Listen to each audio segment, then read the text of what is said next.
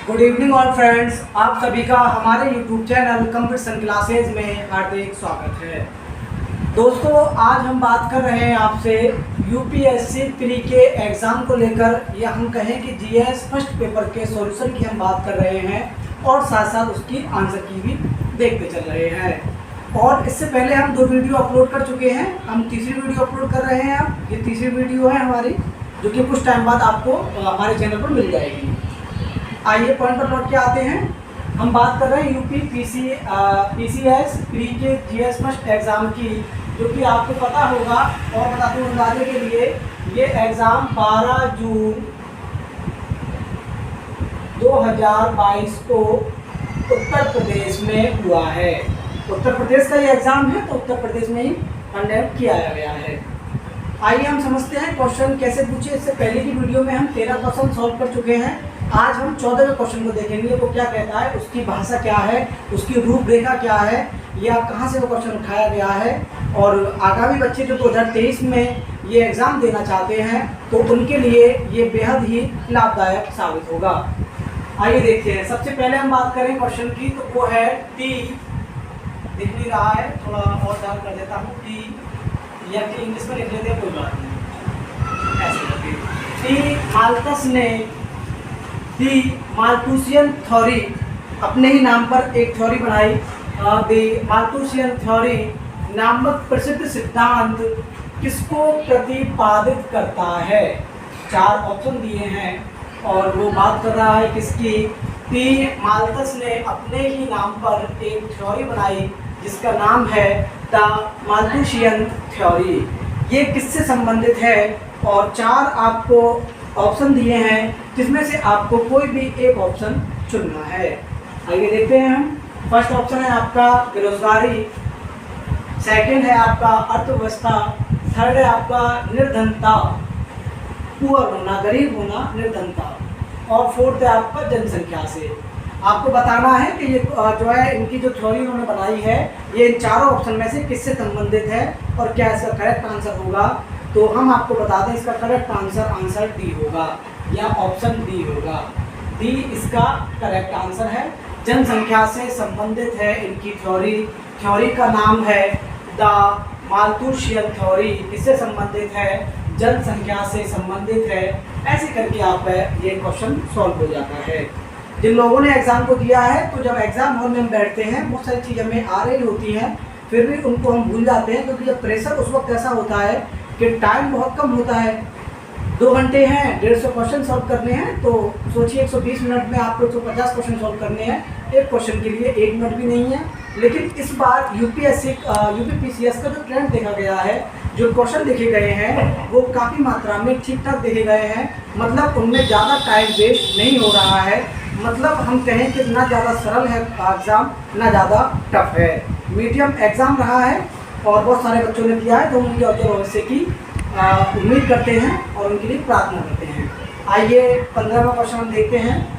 ये हम जो सॉल्व कर रहे हैं, ये जो है यूपी पीसीएस का जो सीरीज चलती है, इसी सीरीज का जो है पेपर है, जिसके हिसाब से हम आपको सॉल्व करा रहे हैं। जैसे ये 15वां क्वेश्चन दिया गया, लेकिन ये 15वां है नहीं, वहाँ पेपर में कुछ और होगा, क्योंकि हमने वही क्वेश्चन निकाले हैं जिनके आंसर को हम सही से समझ पाए हैं और जो कि एग्जैक्ट हैं, और जिनको हम समझा सकें आपको। क्योंकि जब कोई भी एग्ज़ाम आता है, जब उसके हम जो है आंसर दे रहे होते हैं, तो आपको सही आंसर देना ज़रूरी है कि आप आंसर दें तो सही बताएं, गलत ना बताएं, चाहे कम बताएं। इसलिए हमने उन्हीं क्वेश्चन को उठाया है जो कि सही तरीके से एग्जैक्ट रूप से हमें समझ में आ रही है। आइए 15वां क्वेश्चन देखते हैं हम। India state of the forest 2021 के अनुसार, जूम करके दिखाना भैया। India state of forest report 2021 में एक रिपोर्ट आई, जो कि इंडिया के उस स्टेट के बारे में आई जिसमें जो है पिछले 2 वर्षों में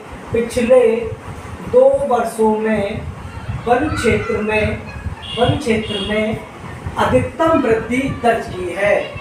वो आपसे ये कहना चाह रहा है कि एक रिपोर्ट आई है, इस रिपोर्ट का नाम है India state of forest report 2021। एक रिपोर्ट आई 2021 में, जिसमें पिछले 2 वर्षों में वन क्षेत्र में किस राज्य ने जो है अधिकतम वृद्धि दर्ज की है उसके बारे में आपको बताना है।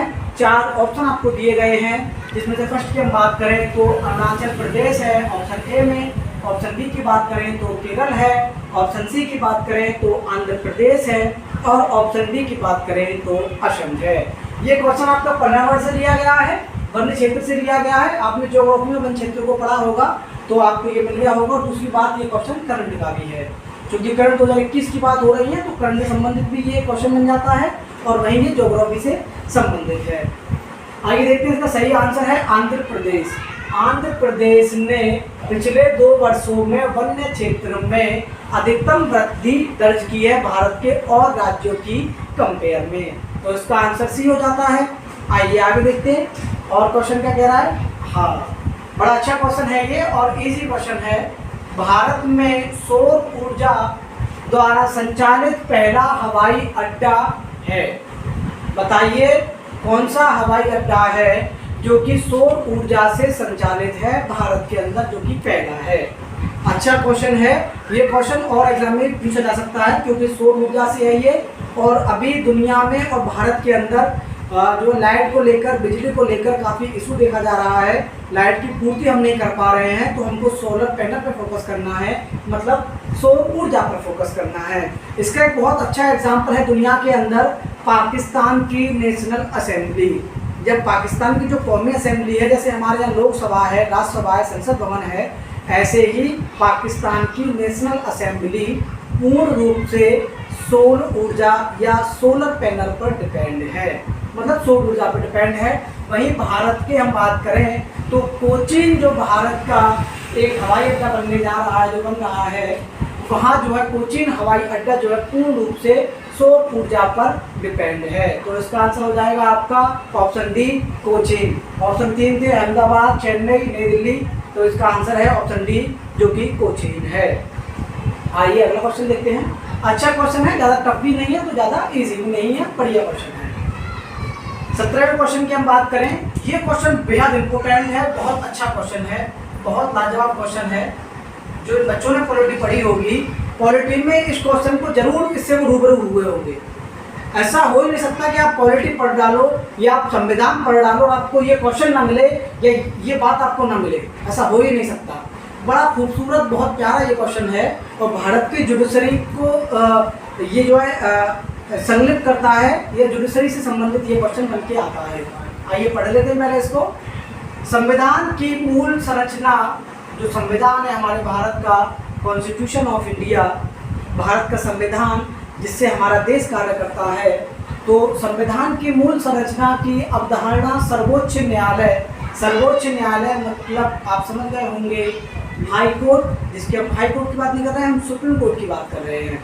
हाई कोर्ट तो राज्यों में होता ही है, लेकिन हम सुप्रीम कोर्ट की बात कर रहे हैं जो कि भारत का सबसे बड़ा जो है मंदिर है किसका, न्याय का। तो संविधान की मूल संरचना की अवधारणा सर्वोच्च न्यायालय द्वारा किस वाद में प्रतिपादित की गई थी। मतलब हम कहेंगे संविधान की जो मूल संरचना को बताया गया या अवधारणा की गई, तो वो किस केस में की गई। 4 ऑप्शन दिए गए हैं, जिसमें से पहला ऑप्शन है चित्रलेखा बनाम मैसूर राज्य केस जो हुआ 1964 में, ये ऑप्शन है।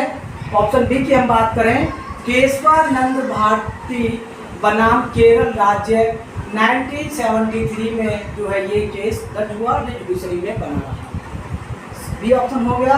सी की हम बात करें तो यूसुफ बनाम बम्बई राज्य 1954 से, गोलकनाथ बनाम पंजाब 1967 से। पॉलिटी जो लोग पढ़ते हैं उसमें सबसे ज़्यादा जो इम्पोर्टेंट जो एक पढ़ाया जाता है, जो हमें देखना होता है, वो है केशवानंद भारती बनाम केरल राज्य केस। इस पे अलग से बहुत सारे वीडियो यूट्यूब पे अपलोड हैं और हमने भी इसमें एक पहले वीडियो अपलोड कर चुके हैं। इस केस के बारे में सारी बातें हम आपको बता चुके हैं, तो आपने अगर नहीं देखे तो हमारे वीडियो को देख लेना। बाकी आप कहीं भी यूट्यूब पर सर्च करेंगे केशवानंद भारती केस क्या था, तो आपको खुल के आएगा और कितने जज ने बैठ कर ये डिसीजन दिया और कितने जजों ने बैठ कर जो समझा कि संविधान की जो मूल संरचना की जो अवधारणा है वो क्या है। तो इसका सही ऑप्शन हो जाएगा ऑप्शन बी, केशवानंद भारती बनाम केरल राज्य 1973 से जो है संविधान की मूल संरचना को समझा गया। बहुत ही खूबसूरत, बहुत ही प्यारा क्वेश्चन है ये यूपीपीसीएस का, और जो कि ज़्यादा टफ भी नहीं है। बस ये है कि आपके माइंड को खोलने का काम इस क्वेश्चन ने किया है। तो आप इतने बड़े एग्जाम के लिए आप प्रिपेयर कर रहे हैं तो फिर आपको इतना माइंड तो खोलना ही चाहिए। कम टू द पॉइंट पर आते हैं। ये अच्छा क्वेश्चन है, मॉडर्न हिस्ट्री से दिया गया है, ज़्यादा टफ नहीं है, इजी सा क्वेश्चन मान के चलेंगे इसे। ये ज्योतिबा फुले संबंधित थे, तो ज्योतिबा फुले हैं वो इनमें से किस चीज़ संबंधित हैं? नंबर 1 ऑप्शन है जाति विरोधी आंदोलन से। नंबर बी पे है सविनय अवज्ञा आंदोलन, ये तो गांधी जी से संबंधित है, आपको पता होगा। कृषक आंदोलन से, श्रमिक संघ आंदोलन से। तो इसका जो सही आंसर होगा वो ऑप्शन ए होगा, ज्योतिबा फुले जाति विरोधी आंदोलन से संबंधित थे। ये आप करेक्ट कर लेंगे। ऐसा ही आपकी जो सी सीरीज है उसमें इसी आधार पर ऑप्शन को रखा गया है, तो उसी आधार पे आपको करना है। आइए अगला सवाल देखते हैं। ये सवाल जो मैं आपको बताने जा रहा हूँ, ये सवाल थोड़ा सा जो है अपने बेस को बदल रहे हैं और थोड़ा सा कहीं ना कहीं ये टफ साबित हो जाते हैं।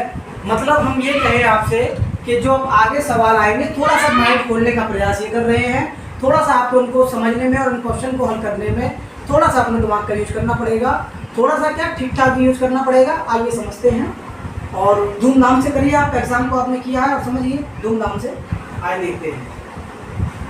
तो ऐसे आपको दी गई है सूची फर्स्ट, सूची सेकंड, ये आपके एग्जाम का पैटर्न है। सभी को सूची दी गई है।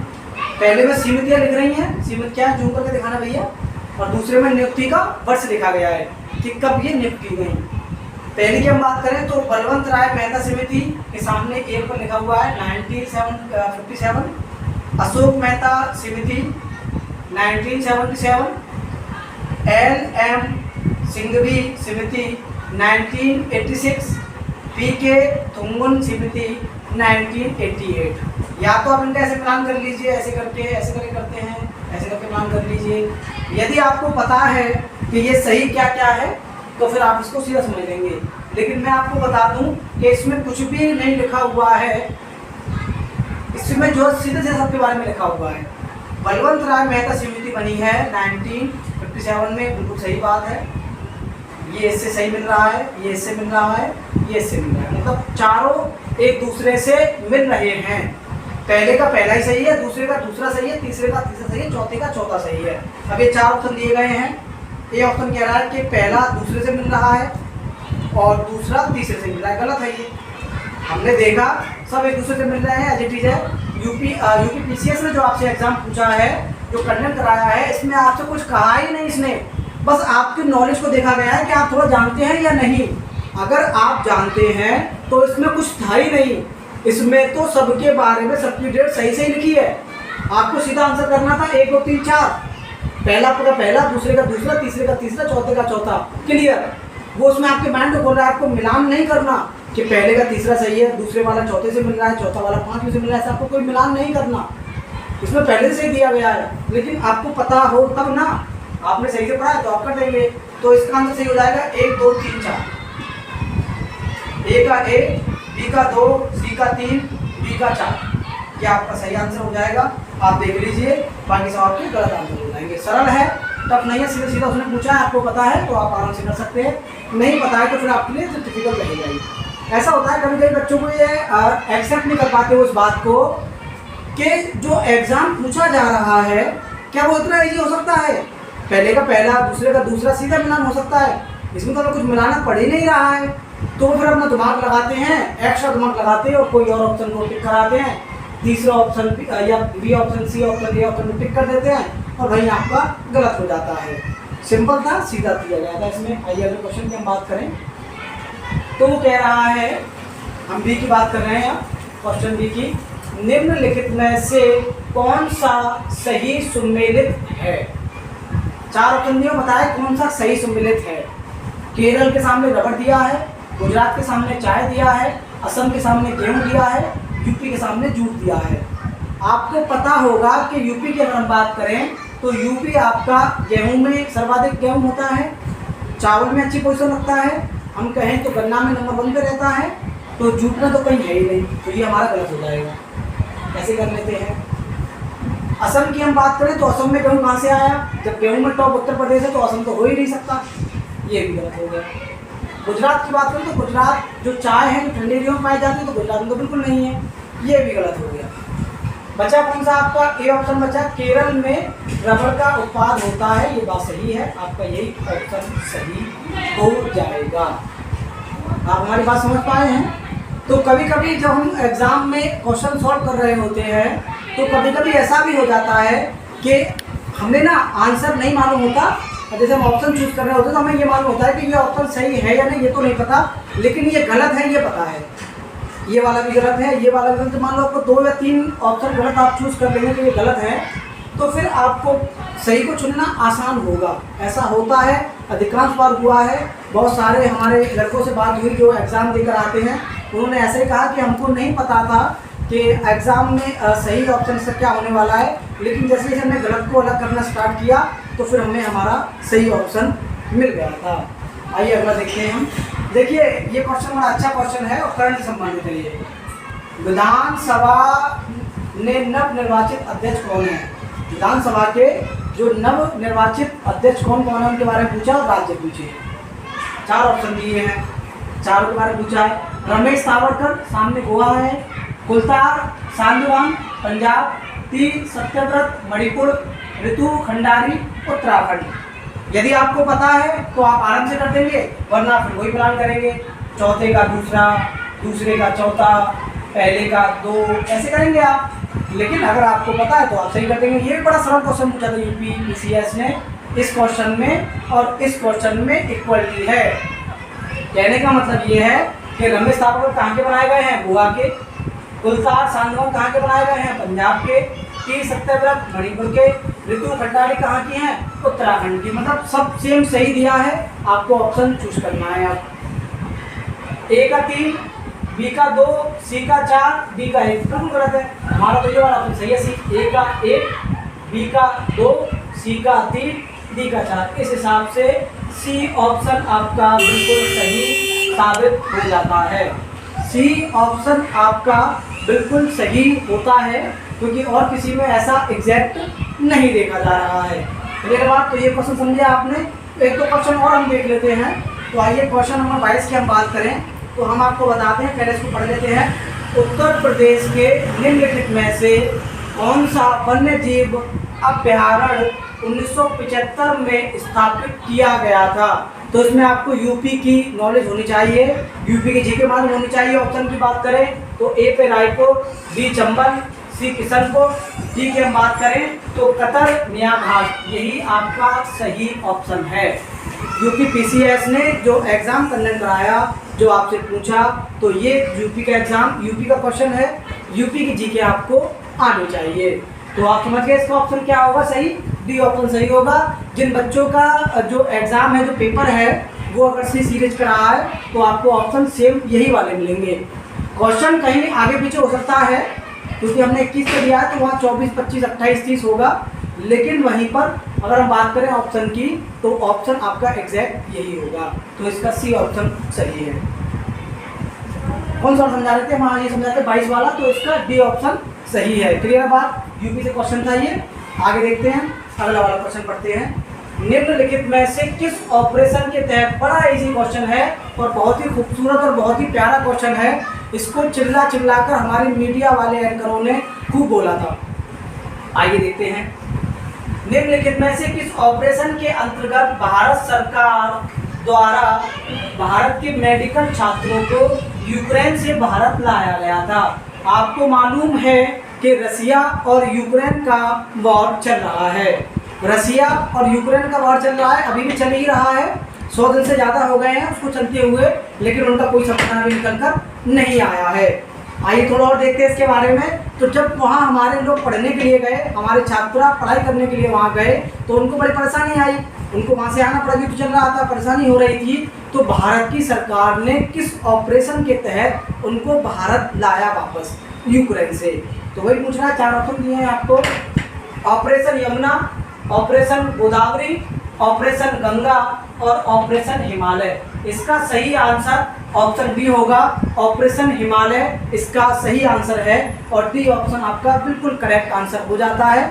ऑपरेशन हिमालय के तहत भारत के छात्रों को यूक्रेन से भारत वापस लाया गया था। आइए अगला क्वेश्चन देखते हैं। बहुत ही प्यारा, बहुत ही ब्यूटीफुल क्वेश्चन और बेहद सरल क्वेश्चन है ये वाला। क्वेश्चन 24 की हम बात कर रहे हैं। बहुत सारे एग्जाम में ये क्वेश्चन पूछा गया है। जलियांवाला बाग हत्याकांड सबको पता होगा।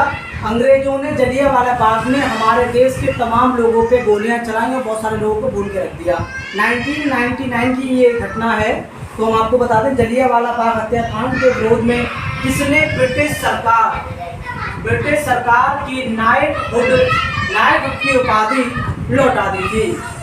मतलब भारत के ऐसे कौन सा व्यक्ति है जिसने जलियांवाला बाग हत्याकांड देखने के बाद ब्रिटिश सरकार ने जो नाइटहुड की उपाधि उनको प्रदान की थी। जैसे हमारे देश में सबसे बड़ा अवार्ड भारत रत्न है, फिर पद्मश्री है, पद्म भूषण है, ऐसे बहुत सारे अवार्ड भारत में हैं। हम कोई अवार्ड से किसी व्यक्ति को नवाजें और वो व्यक्ति उस अवार्ड को वापस कर दे, उस उपाधि को वापस लौटा दे, इसलिए कि आपने हमारे देश के बहुत सारे लोगों को, निहत्थे लोगों को, मजलूमों को मार दिया है बिना बताए। आप सीधा गोलियां मार रहे हैं और लोग मरते जा रहे हैं, तो मैं इसलिए आपकी इस उपाधि को वापस लौटा रहा हूं। तो उस व्यक्ति का नाम है रविंद्रनाथ टैगोर। और आपने इस व्यक्ति के बारे में खूब पढ़ा होगा। भारत के इतिहास में सुनहरे अक्षरों में इस व्यक्ति का नाम लिया जाता है। रविंद्रनाथ टैगोर को जो है नोबेल प्राइज से भी सम्मानित किया गया है। ये ऑप्शन थे ABC, ये है ही नहीं, तो इसका सब सही आंसर है रविंद्रनाथ टैगोर, सबको मालूम होगा। आइए इस सेशन का हम लास्ट क्वेश्चन देख लेते हैं, उसके बाद अपनी क्लास को हम खत्म करेंगे। तो वो हमने यहाँ पर नोट कर दिया है। क्वेश्चन नंबर 25 की हम बात कर रहे हैं। तो उसमें क्या है कि आपको लोकसभा दी है और आपको चुनाव का वर्ष दिया है और पूछ रहा है कि बताइए इनमें से कौन एक सही सुमेलित नहीं है। 3 तो सही दिए गए हैं, इसमें से एक गलत है। जब आपको गलत को चुनना है तो आपको चारों के बारे में आना चाहिए। ऐसे हम कहें आपसे तो पहले ऑप्शन में उसने बताया कि नवी जो लोकसभा है वो 1989 में बनी। 13वीं की बात करें तो 1999 में, 7वीं की बात करें तो 1982 में, और फिर हम 11वीं की बात करें तो 1996 में। आपको सारी लोकसभाओं के बारे में पता होना चाहिए और ये तो आपको पढ़ाई जाती है, आपको खूब मालूम होगी। तो इसका सही आंसर है 7वीं लोकसभा 1982 में नहीं हुई थी, ये 1980 में हुई थी, इंदिरा गांधी के टाइम पीरियड। क्लियर है बात? तो इसका यहाँ 1980 होता तो ये सही होता, यहाँ 1982 है तो यही गलत है, मतलब ये सुमेलित नहीं है। तो यही हमारा करेक्ट आंसर हो जाएगा। और हम उम्मीद करते हैं कि जो हम वीडियो आपके लिए लेकर आ रहे हैं, जो UPPCS का एग्जाम हुआ है, GS पेपर फर्स्ट की हम बात कर रहे हैं, तो उसके आंसर की हम आपको बता रहे हैं, सॉल्यूशन भी बता रहे हैं। तो आप जो है इसको आपके लिए लाभदायक हो रहा होगा। और जो लोग एग्ज़ाम को जो है 2023 में देना चाहते हैं उनके लिए ये एक पैटर्न भी समझ में आएगा किस हिसाब से क्वेश्चन पूछे जाते हैं। धन्यवाद।